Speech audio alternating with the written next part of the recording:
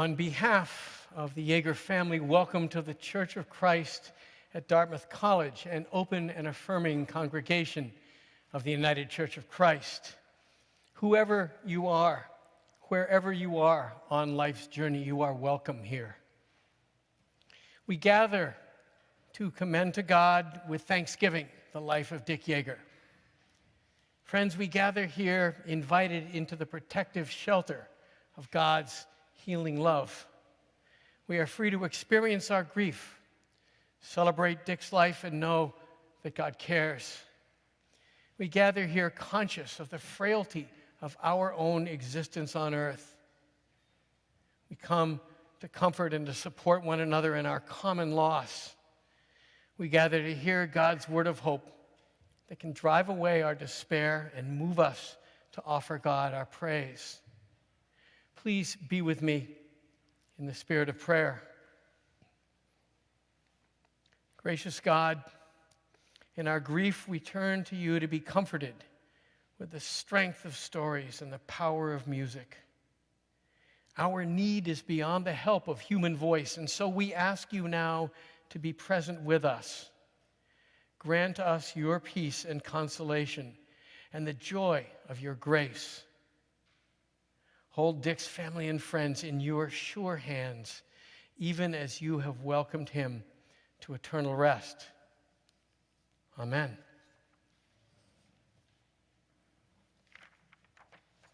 Betsy.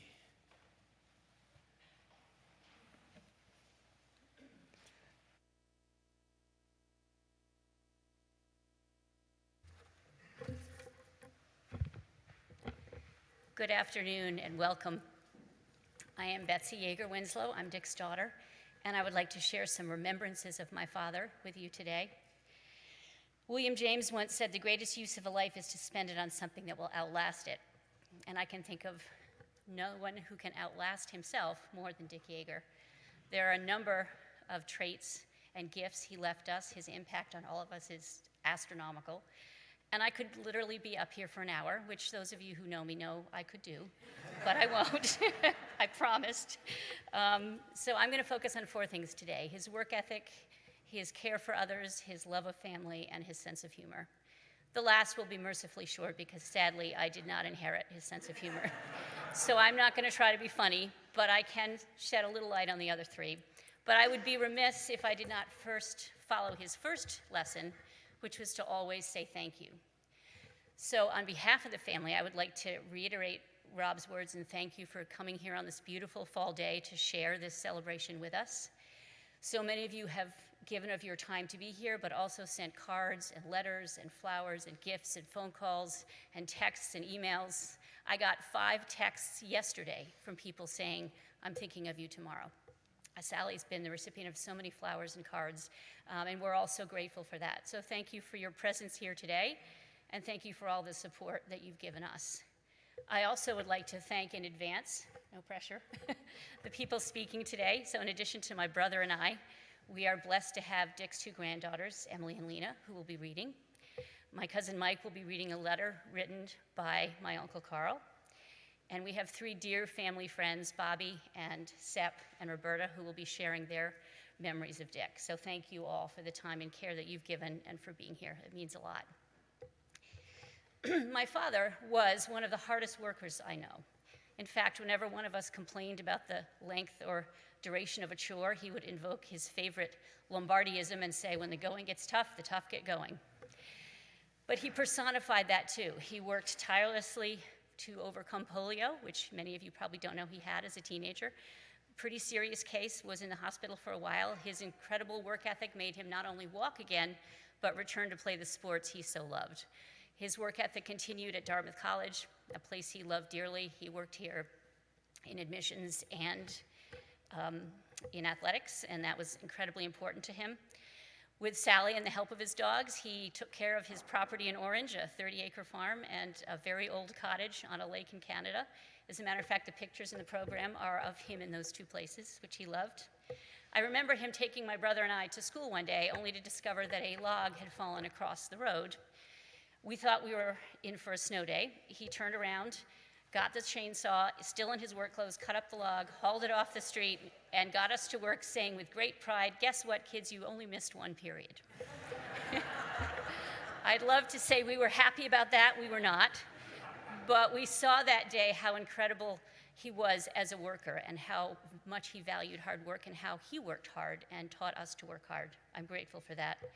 I think one of his most compelling traits was his desire to help others. He served Orange as a selectman. He served the Mascoma community as a member of the school board. He volunteered for numerous organizations, Grafton County Senior Society, Meals on Wheels, the Upper Valley Humane Society, Habitat for Humanity, Cover, just to name a few. He was always there to help a neighbor. I remember him pulling people out of ditches, taking his tractor with pride to plow somebody's driveway, picking blueberries, and even once corralling a black Angus bull that ended up somehow on our front lawn. But he was always there to help neighbors and friends. He told me once that he was rebuilding a porch for someone as part of his habitat work. And I said, "Should you really be rebuilding a porch? You're 75. And he said, "Well, I might be 75, but she's 90, which in his mind totally justified the entire operation. So his concern for other people, his compassion, his willingness to put others first is, to me, his greatest gift and most admirable trait, and one that I will take with me. He was a staunch supporter of family. As a brother, son, husband, father, brother-in-law, son-in-law, grandfather, he always put family first and took care of his family and made us feel special and loved.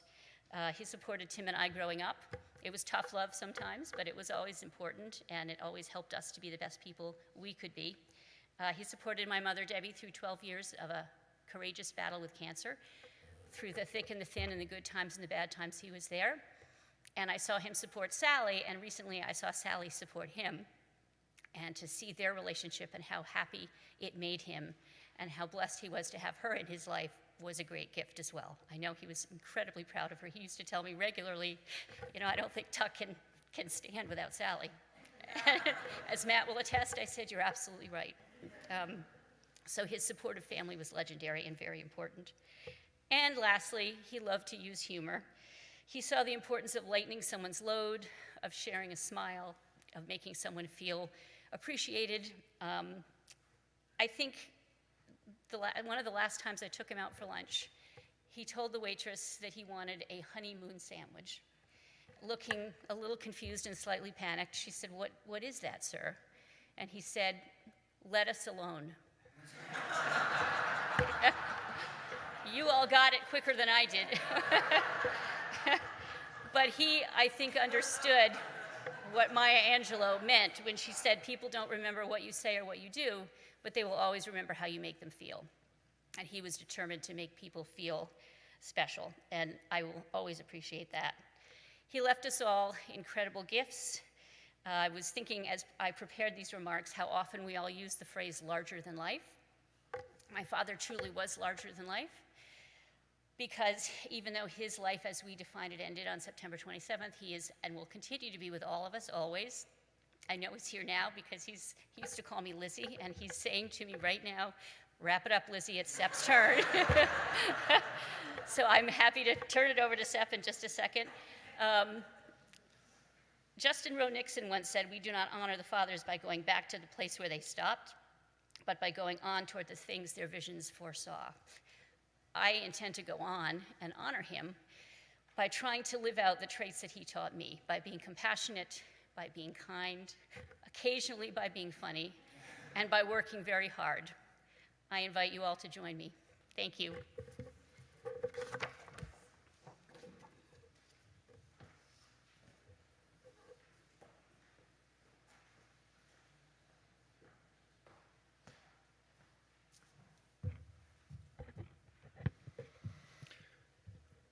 Good afternoon. Sally, Betsy, and Tim, thanks so much for giving me the opportunity to speak here today.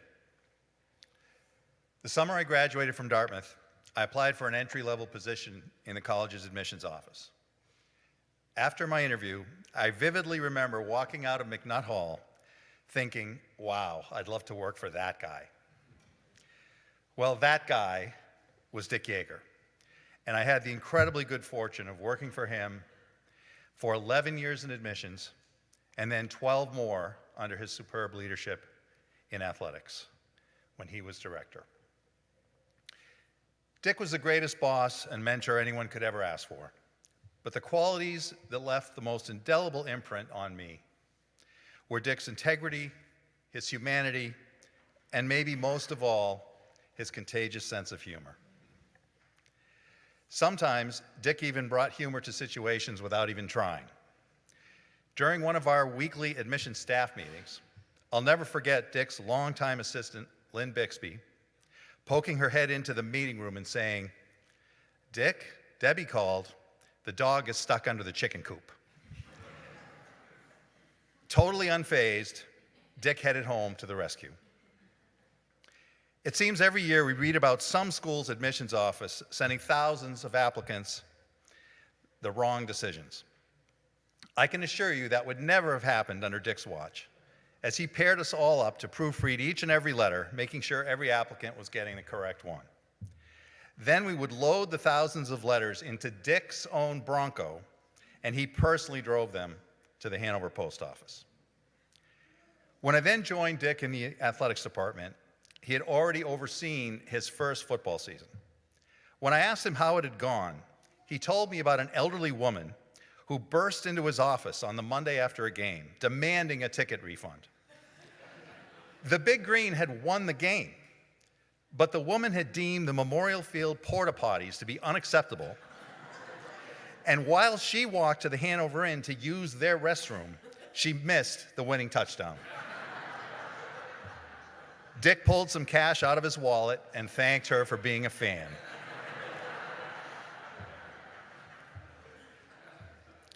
When we sought approval to build new facilities, I was tasked with representing Dartmouth at many contentious Hanover planning board meetings.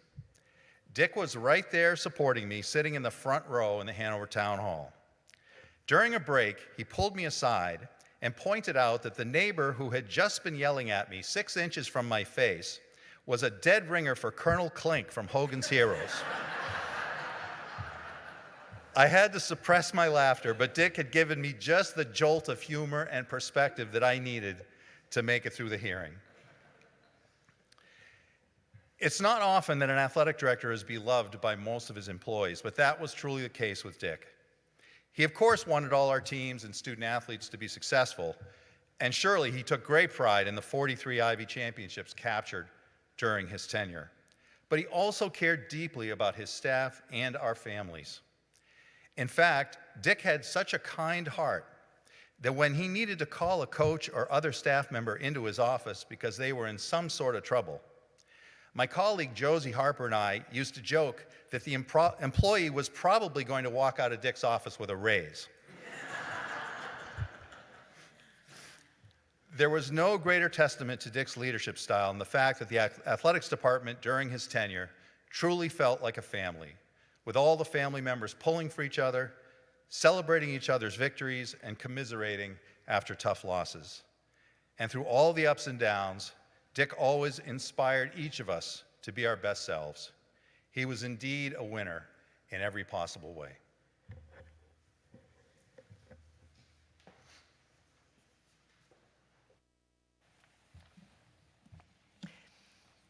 You are invited to join in our first hymn this afternoon in the black hymnal, which you can find in the racks down near your feet.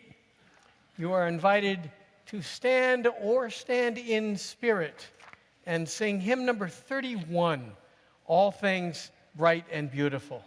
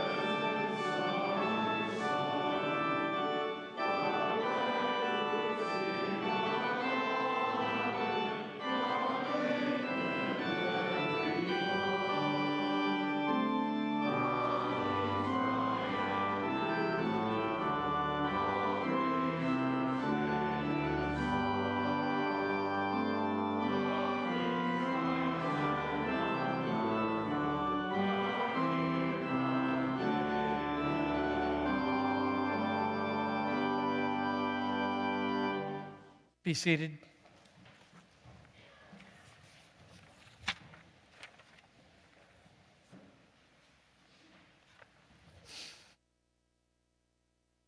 Afternoon. Although I'm profoundly saddened to be here on this occasion, I nonetheless can't help but smile when I think about the man that brings us all together here today. Whether it was one-on-one with Dick as he was telling his latest in a long line of corny jokes, or being in attendance at a large gathering where he was addressing staff or alumni at a campus function, Dick had the unique gift of personally connecting with everyone. His big smile, booming voice, and infectious enthusiasm lit up a room when he entered. He was a truly good man who was bigger than life and touched so many lives in such a positive way. In my personal case, I will always be indebted to Dick as he made a major impact on my trajectory. He was the architect of two of the good bounces that ultimately shaped my life. First, as Associate Director of Admissions back in '77, Dick somehow chose to overlook a few minor academic deficiencies to admit me into the Dartmouth class of '81.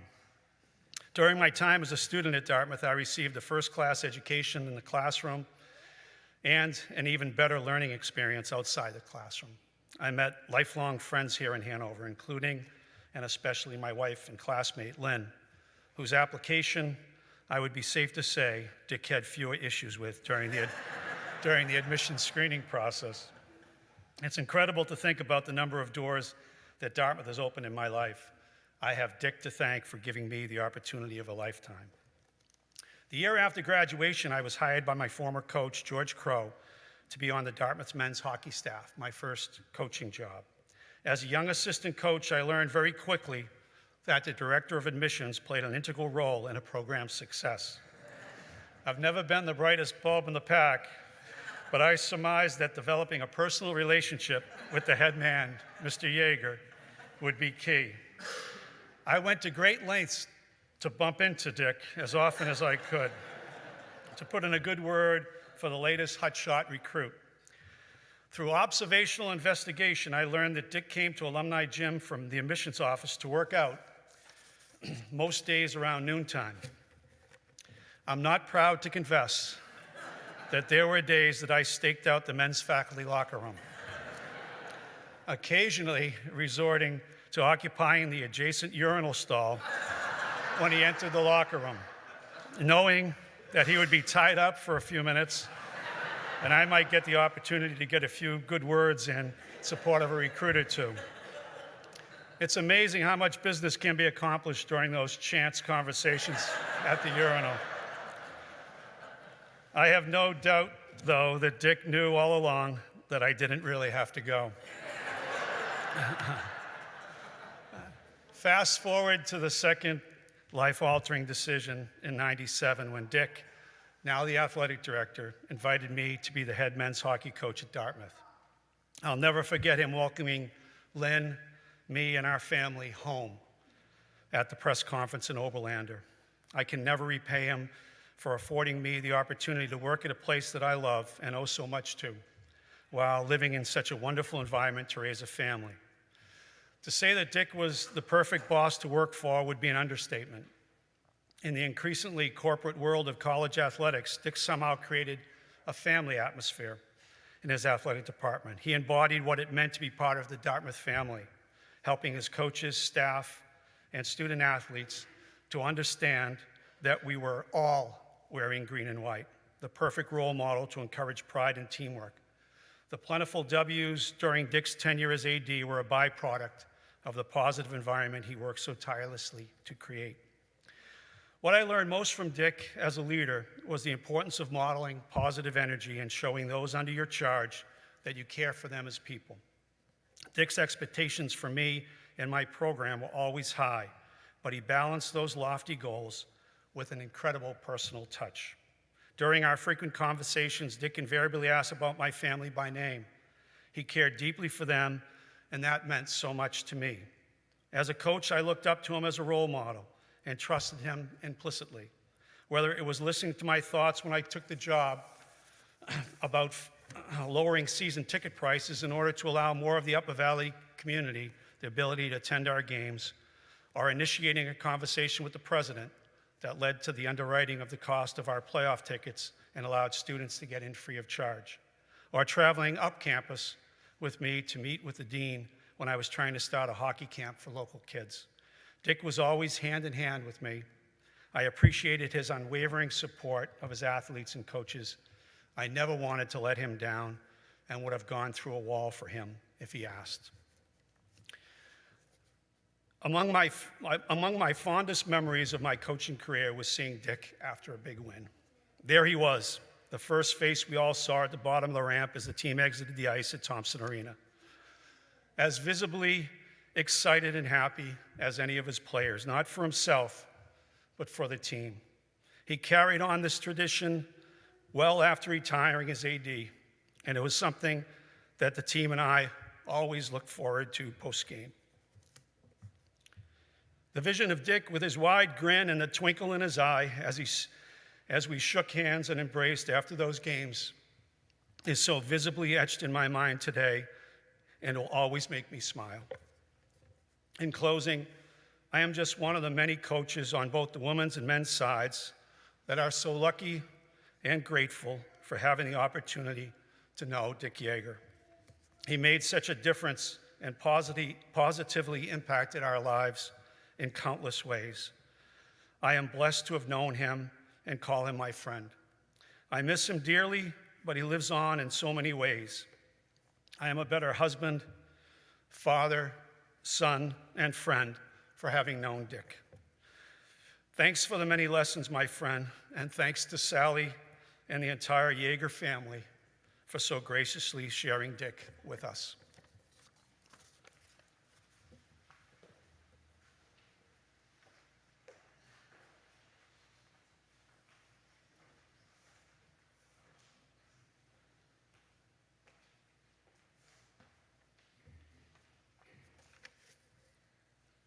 I am Lena Jaeger, Dick Jaeger's granddaughter.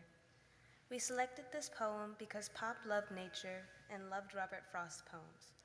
In fact, he actually met Robert Frost at a lecture at Dartmouth and has a signed book of poetry by him. We also liked how this poem recognizes the need to stop and appreciate life's beauty while you strive to fulfill your obligations and promises in life. Stopping by Woods on a Snowy Eve by Robert Frost. Whose woods these are, I think I know. His house is in the village, though. He will not see me stopping here to watch his woods fill up with snow. My little horse must think it queer to stop without a farmhouse near, between the woods and frozen lake, the darkest evening of the year. He gives his harness bells a shake to ask if there is some mistake. The only other sounds the sweep of easy wind and downy flake. The woods are lovely, dark and deep, but I have promises to keep, and miles to go before I sleep, and miles to go before I sleep.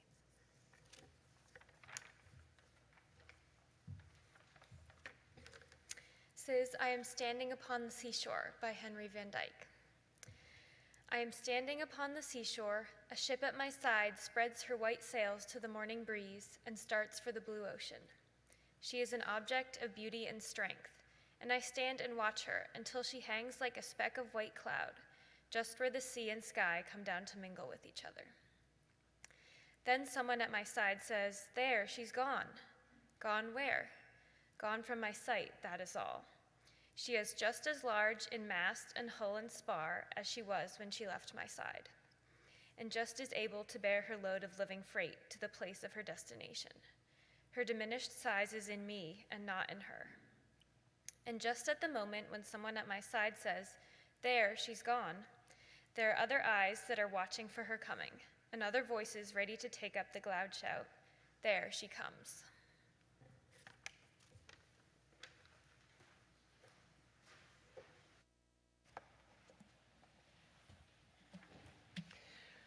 Our second hymn is also in the black New Century Hymnal. It's number 595. It is a gospel song, not a dirge. So I invite you to stand or stand in spirit and join together.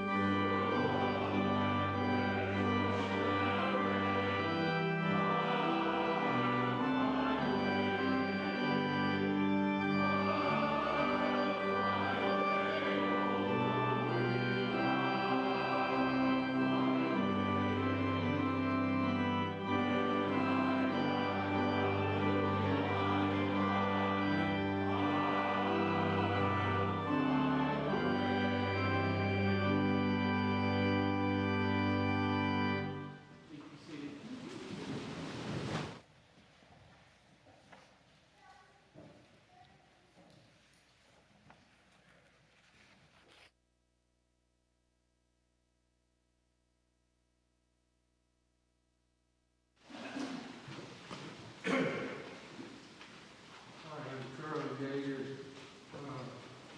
Thank you for being here.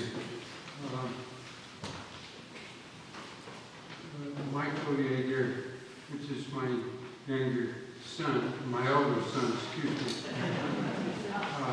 is going to translate the remarks that I wrote so you can understand it. If I gave it to you, you wouldn't know it at all.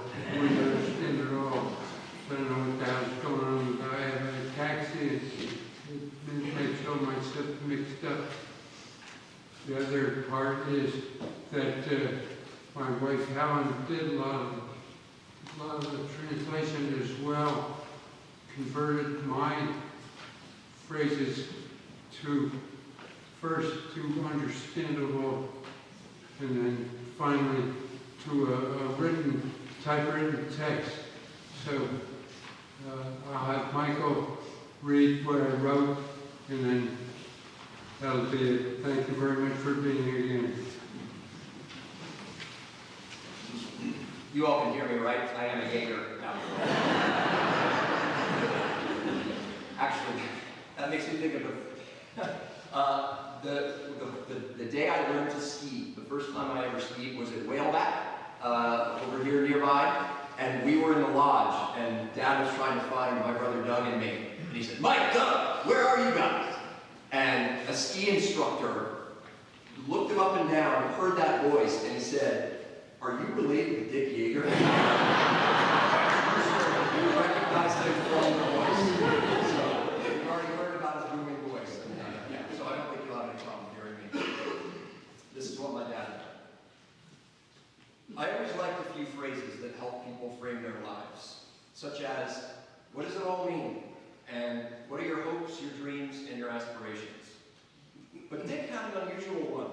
"A mom among moms is among friends."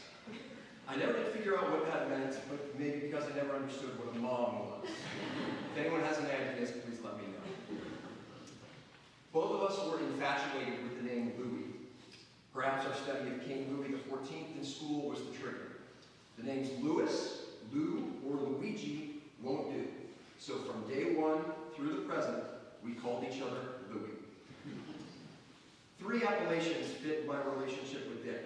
He was older, he was bigger, and he was more mature than I was. Once in Chappaqua, the New York town where we grew up, I was listening on my radio to Mel Allen and Red Barber broadcast a late baseball game out west, which obviously annoyed Dick in the next room. The result? He punched through the wallboard in the hopes that I would turn off the broadcast. Talk about maturity. Due to a well-placed picture by Dick, the hole in the wall was not discovered by my mother until we moved.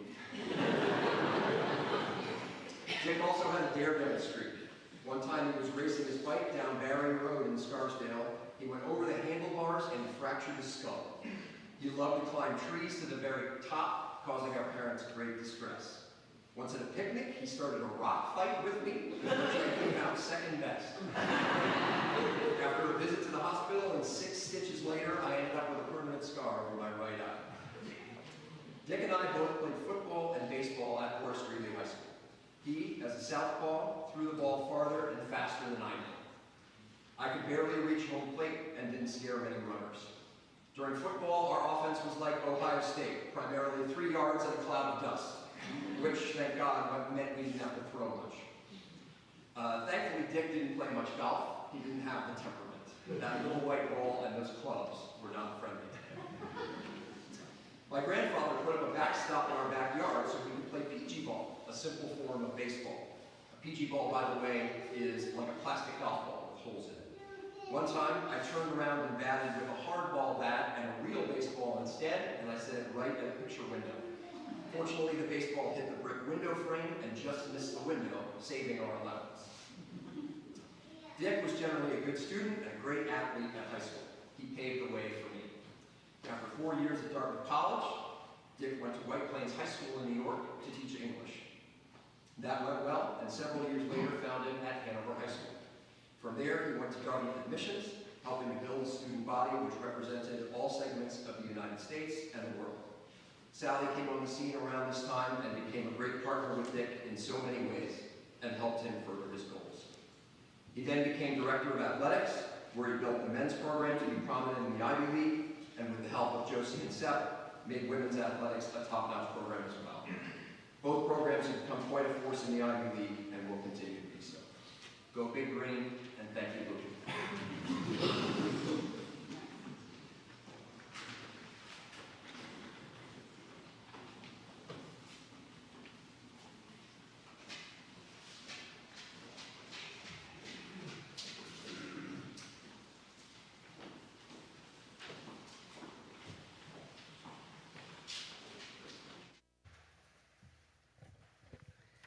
Dick Jaeger was one of my favorite people at Grafton County Senior Citizens Council. He understood the work we did on a visceral level, and he cared deeply about the people we served. When he delivered Meals on Wheels in the area around Canaan, he did way more than deliver a meal. He became a true friend, respecting the dignity and uniqueness of each person who greeted him at the door. When he led meetings as our president, he made room for a diversity of opinions and ensured everybody's comfort in expressing them. He always went above and beyond whatever was asked of him. Dick had a unique knack of listening to people, truly listening. Because of that, he could comfortably cross boundaries in a way that many cannot. He could go from a Dartmouth event to a meal with the Canaan Romeos. I don't know if you know what a Romeo is. It's a retired old man eating out. And I know the remaining Romeos miss him greatly. He could be a distinguished Ivy Leaguer, and he could traipse in the woods with his dogs with the greatest of enthusiasm. He would leave a board meeting to take his granddaughter to dance classes. Then he'd drive back home to Little Orange. Somehow he was able to keep it all in balance, undoubtedly with the steadfast love and support of Sally. I remembered Dick's sense of humor, like everybody seems to, with great fondness. Even when I visited him in his last month and noted that he had a Dartmouth cap on, he whipped it off. And he said, "You don't mind seeing my bald head?" And I told this to Sally. I've never forgotten how he told me that Oriental rugs were very helpful when the dogs lost their blueberries. And that was great advice for someone who has rescued her share of dogs. I retired from the Senior Citizens Council just a few short months before the pandemic shut down our world so much, and I lost touch with way too many people who I'd had the good luck to know through work. Dick was among them. I did not know the struggles he'd had over the many months we've been through, and I was so dismayed to hear of his decline. I really thank a former coworker for letting me know what was going on so that I was able to visit Dick a few times before he died. I now deliver Meals on Wheels every week, and we just adopted a rescue dog, Henry, who we called Henry the Eighth because he is our eighth dog. I think of Dick just about every week when I go out on my meals route, and I think of his dog stories as we build our own. Thank you, Dick, for being an inspiration, not just for what you did in life, but for the way that you did it, with real heart.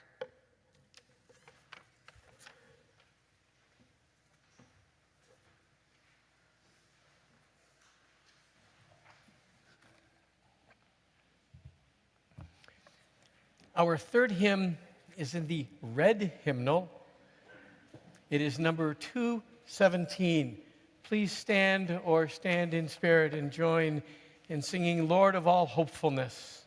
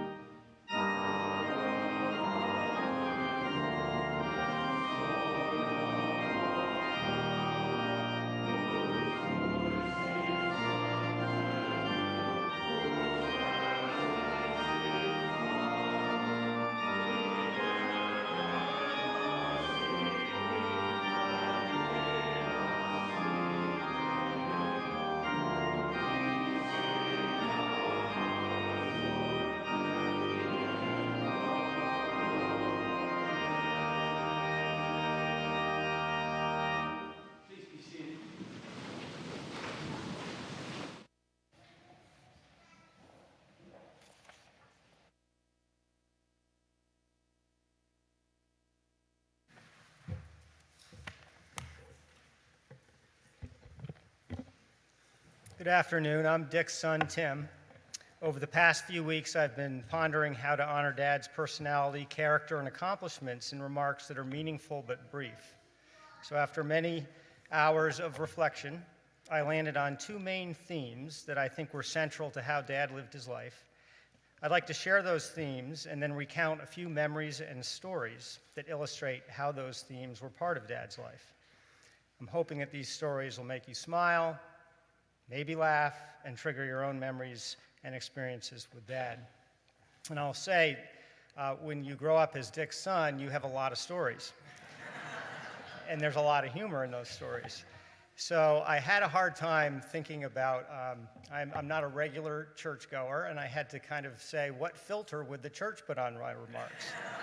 And I had some worries about some of those stories, but since Coach Gaudette has already used the term urinal, I think I'm going to be okay.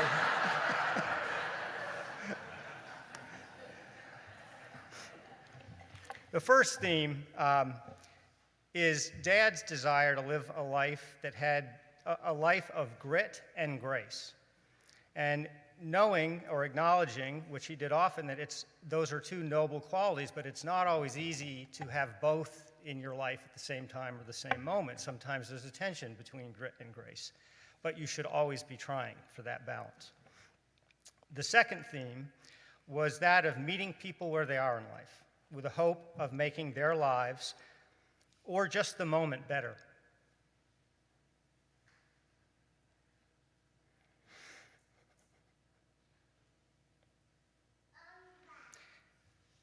And using generosity of spirit. Thank you. I needed that. So am I. Using a generosity of spirit and a sense of humor often makes meeting people where they are in life possible. So my first story was when I was about 8 years old, and I was a rambunctious child. I was often running afoul to the law. The law was my mother. And she had a healthy and fair, even as an 8-year-old, I believe, fair list of consequences for my various crimes. But often, the situation would end in her saying, you go to your room and you come down when you're ready to apologize. And often up in the room, I had totally forgotten the lesson or what I'd done, but I knew I was never going to apologize. So in those moments, I had to stay there until my dad got home. And his job was to give me a spanking. Now, don't worry, I know how people view spankings today. They were fine. They had no big impact on my life, which was, in fact, a problem. But poor Dad would come home after a long work day and just wanted to take off his work clothes and, have a beer and relax, and my mom would go, he's up there. So I don't even remember what I did, but around 8 years old, he came up, and he said something about Mom being upset, and I said, I know. And he said, okay, assume the position, which I did. And then, and I knew this was going to happen, I started laughing, and I could not stop laughing. And all of a sudden, Dad said, what is so funny? And I said, I'm mooning you.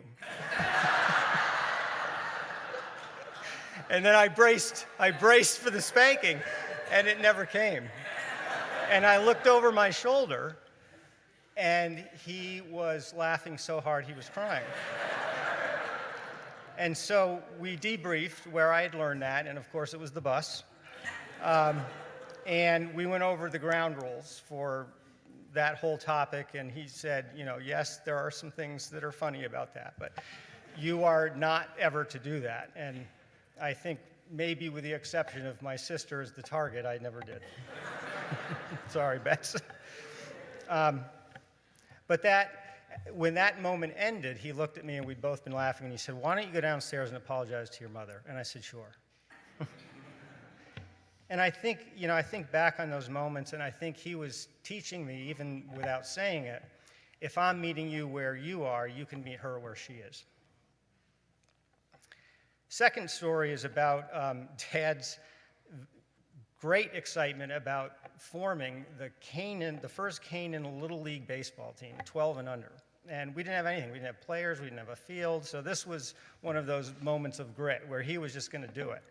And the first thing he had to do was get some other dads involved, and they went down, got permission to mow a field out behind the elementary school, which was really a meadow, and he just kept mowing it until it looked like a field. And then they built a backstop. The harder part was actually pulling together a team. He had about 6 or 7 regulars who were really excited about playing on this team. None of us had a lot of baseball experience. But the rest he had to scrounge up. And he regularly had to scrounge them up. And he'd gone out and he'd developed a baseball schedule with other towns, Enfield, Hanover, and so on. And so for him, we were playing the game, no matter what. So one day, we had 6 players. And Dad, and with the encouragement of all of us little kids, we're like, well, we know where 3 kids are right now. And Dad said, good, get in the car. So we started driving around Canaan looking for those kids. And we had spotters, and we'd look out the window, and there's Gerald. He's hiding behind the tractor. And Dad would go get him. So on that day, he finally found 9 players, 3 recruits, Saturday recruits, he called them. And we were playing the game. And in warm-ups, he hit, warming up ground balls, fly balls, he hit a fly ball. And one of the recruits, trying to catch the ball, was hit right between the eyes. So he was out for the game. So now we had 8 players. About 2 innings later, another recruit who was batting 9th got up to the plate, and he was not happy about having been found and told that he had to play baseball. And so he was mad, and so we knew that Gerald was going to do 2 things, because we knew Gerald well. He would not run under any circumstances, and he would not swing the bat. The other team didn't know this, so thankfully Gerald walked, pushing that not running problem to first base. And so Dad, in his excitement that we had a base runner, said, Gerald, get off the base, take a lead. And Gerald looked at him skeptically, and Dad, in his louder voice, said, Gerald, take a lead, get off the base. So Gerald shook his head in disapproval, walked off the base, and folded his arms. The 10-year-old pitcher from the other team is watching all this, looks at his coach, steps off the mound, throws the ball over to first base. Gerald never moved. And Gerald shook his head in disgust and went back to the bench. We go back out into the field, and Dad has this shift on because we now have to play with 2 outfielders. So he's waving wildly to our center fielder, who's actually not a bad player, but he had a temper. And he didn't understand what Dad was doing. So Dad's voice got louder and louder, saying, you got to move over. So Mark, the center fielder, returned his own hand signals, took his glove, threw it at second base, and headed off behind the elementary school. And now we weren't thinking this was funny because we thought we weren't going to be able to play baseball. So Dad's looking out in the outfield, and all he sees is Gerald. And then he looks at home plate, and the ump looks at him, and the whole field's wondering, what are we going to do?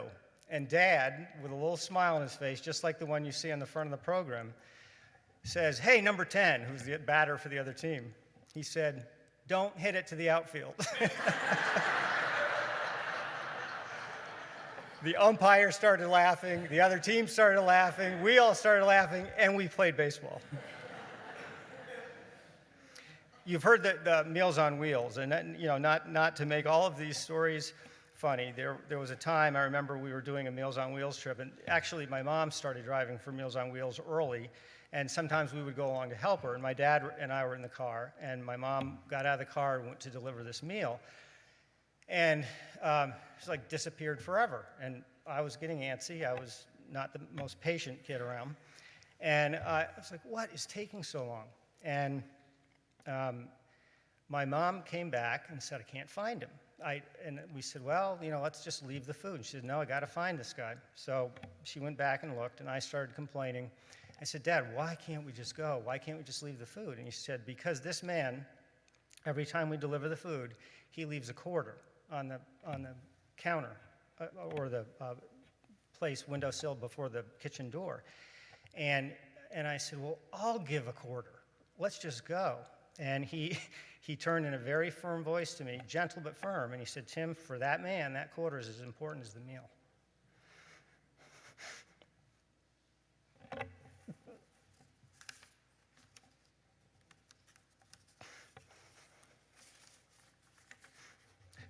Where's the child?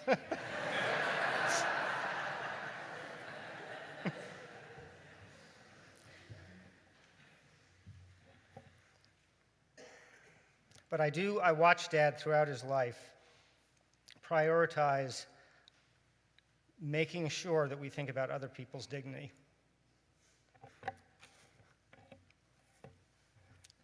So, here's a pivot. I know in these remembrances, you're not supposed to imply the person's perfect. So, I do want to reveal one flaw or vice of Dad's that might surprise a lot of you. There might be some in the room, depending on how you knew him, who won't be surprised. And that was his ability to swear. He was a former English teacher, as you've heard, and he had an excellent command of the language. This means that when he was mad at something, he could put together a paragraph of curses that was astonishing. In fact, one curse word that started out being used as a verb would later, in the same paragraph, be used as a noun, an adjective, a preposition, a gerund, or even a formal title. The usual target of these paragraphs was one of our horses called Lady. Some of you may remember Lady if you lived in the Canaan or Orange community. Lady was about 100 years old and didn't listen to anybody. She essentially did whatever she wanted to do and was always fiercely defended by my mother. Several times a year, Lady would escape and head down the road to various neighbors' houses, with Dad and sometimes me in pursuit. The longer it took to catch Lady, the more names my father gave her. And if things got really bad, he would tell her to do things that no horse has ever done.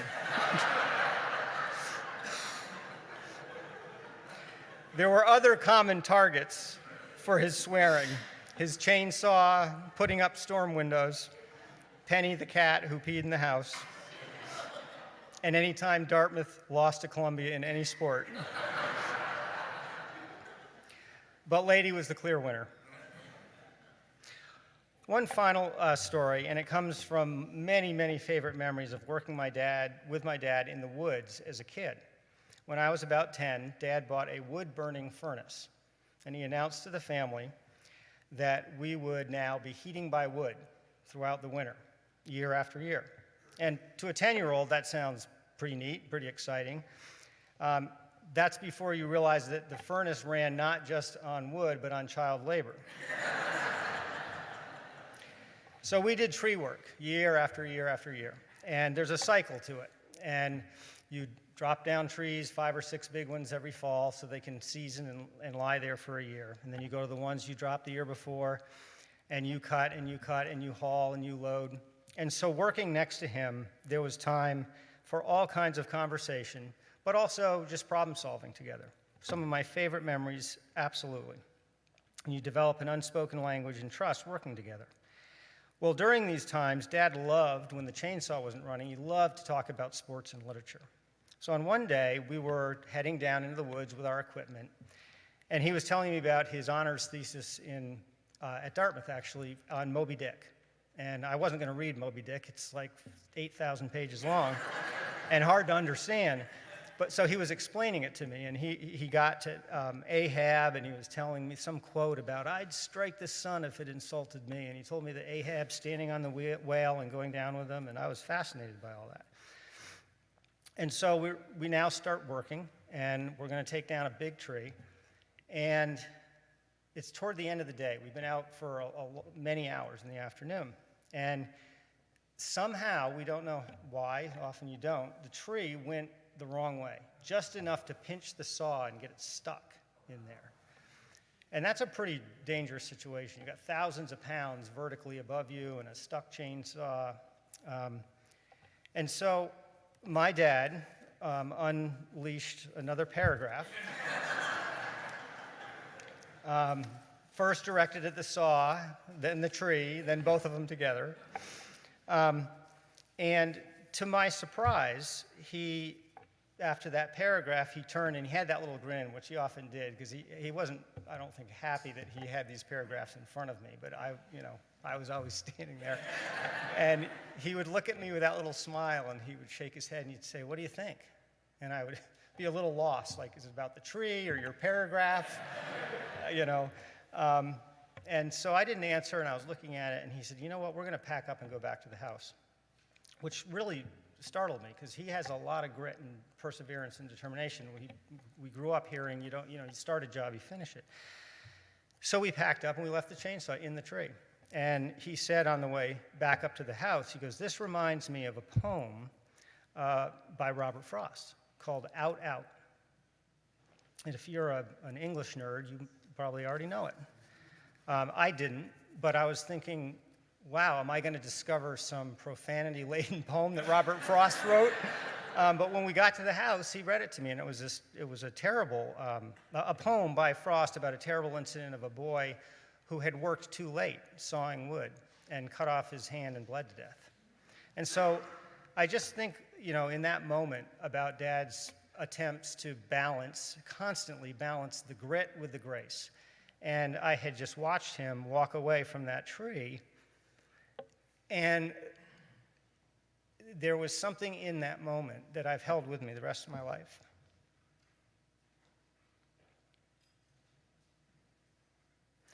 He was not going to allow the tree to become his white whale. And I saw many other times in his life where he prioritized grace over grit. But he had both. So these two simple concepts, striving for the balance between grit and grace, and meeting people where they are in life with generosity and humor, created a philosophy for life that helped guide Dad through both his personal and professional lives, and helped him create so many enduring and meaningful relationships in his life. To name a few, he clearly raised and cared for 2 exceptional children. And I know I'm taking a while, but I do have to just throw this one funny moment I had with him just a year ago when the Alzheimer's was, challenging his memory. We were driving past Mascoma High School. And he looked at the high school, and I was driving. He said, "Have you ever been in there?" I said, "Yeah." He said, "Both my kids went there." And I said, "I know." And he said, "They weren't the brightest kids in the world."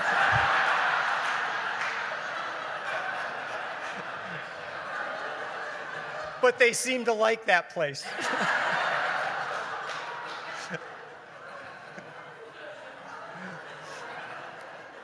Sometimes that's just what you need, that comment, to hold on to. He had an 82-year bond of brotherhood with Carl, which clearly required grit and grace, given what a social delinquent Carl was as a child. If you want to know more, ask any of his family at the reception why both my dad and Carl had bars installed on their bedroom windows, which were on the 2nd floor. He had 40 years of working with great Dartmouth colleagues, like Sepp and Bobby, while taking on 2 challenging positions, serving as Director of Admissions for 8 years and Director of Athletics for 14. He had 60 years of building lifelong friendships in Orange, Canaan, and the Upper Valley, whether it was coaching a Little League team, serving as town moderator, serving on the school board, driving for Meals on Wheels, or chasing Lady around the neighborhood. He loved being part of those communities. He had a wonderful 30-year marriage to my mother, and despite the profound sadness of watching her suffer with health issues, he had the strength and grit to keep a sense of optimism about life. And this allowed him to build a 30-year relationship with Sally, based on a deep love, respect, laughter, and several barking dogs. For the past 3 decades, Sally and Dad were completely devoted to each other, and I know how much joy and happiness that brought to Dad's life.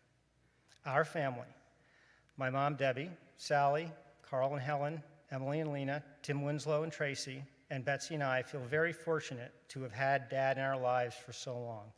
He gently taught us a lot about how to enjoy life and people, how to treat others with respect, and how to navigate life's challenges and hardships with grit and grace. Thank you for letting me share these reflections, and thank you for being here today to honor Dad's life.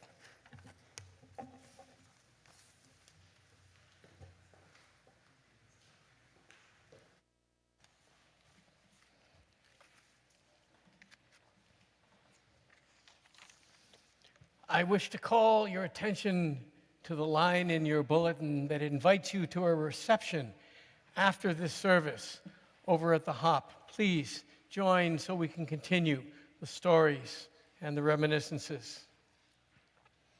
I am fortunate to have known Dick and to work under him as an assistant in the soccer program on his watch. Dartmouth took a chance 35 years ago on an unknown Scot named Bobby Clark, now understood to be one of America's great coaches.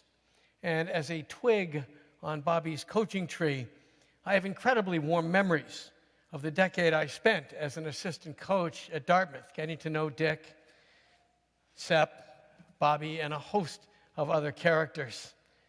Now Dick is at home in a community he loved, this community that you have created here today by being here. The larger faith in all of this tells us that death is perfect rest. We know that through the common wants of life, the needs and duties of each hour, grief will lessen day by day until at last Dick's memory will be a source of peace and consolation. If you experience love in your life, then you will by definition experience grief as well. We bring with us this moment the very real grief from Dick's death. But we have the knowledge that grief shared in community, grief shared in family, becomes transformed. Grief comes in so many different forms, and it refuses to follow patterns or schedules. Forget what you've heard about closure or about stages.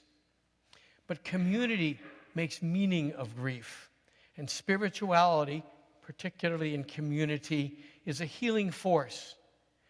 We all share the burden of this grief, but lightens the load when we share it together and we share the joy of sustaining Dick's memory by the way we love and the way we live our lives.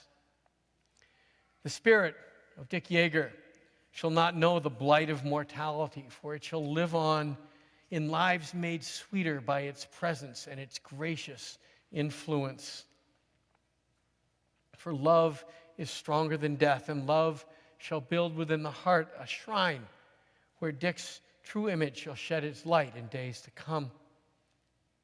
May there come to those of us left a sense of peace, a peace born of the faith that somehow, though we may not see how, this life well lived is caught up in the vast infinitude of which we get but a glimpse, and that this Spirit has become part of God's Spirit, which pervades all life. When we go from here, hallowed by this simple ceremony of remembrance and praise, we shall be rededicated to the high task of living faithfully and well. We are glad that Dick lived. We are glad that we knew his face and felt the glow of his love. We cherish the memory of his words, his deeds, and his character. And in love, we will remember his years of companionship. And thus, thinking of him, we will go in peace to live our lives in charity toward one another. At the end of my pastoral prayer, I will invite all of you to join in the Lord's Prayer.